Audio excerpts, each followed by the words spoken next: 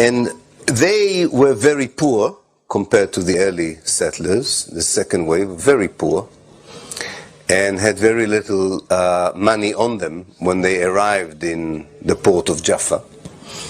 They knew nothing about how farming and agriculture, because as you know, Jews in Russia and Eastern Europe were not allowed to work on cultivation of land, and had nowhere to stay, and didn't know how to make a living for themselves in the new country called Palestine.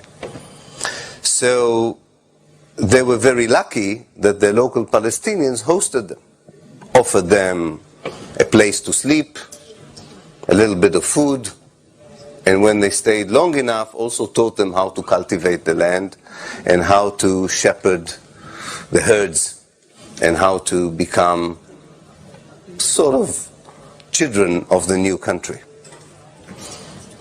But at night, these settlers, under the candlelight, wrote diaries. They were obsessive diarists. They wrote a lot of, every day they wrote in a diary, which is good for the historian. They wrote about everything.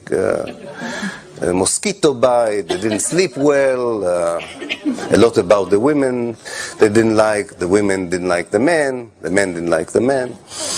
But there is nothing that escaped the diary.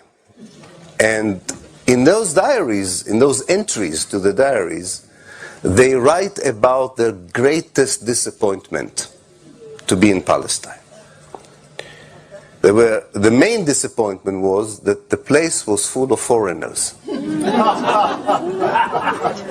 Especially those, of course, who hosted them. They were the main foreigners. And they were saying in their diaries, and I'm staying tonight in the house of one of these foreigners. And you have to understand this mindset. The mindset is, and hasn't changed.